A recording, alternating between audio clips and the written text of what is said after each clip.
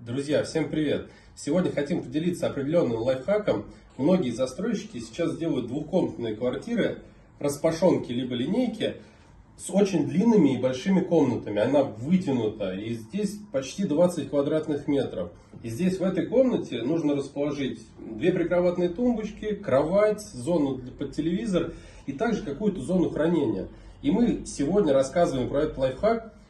Выстроите отдельную гардеробную комнату из гипсокартона, из позагребневых плит, либо из пеноблока, газоблока, неважно.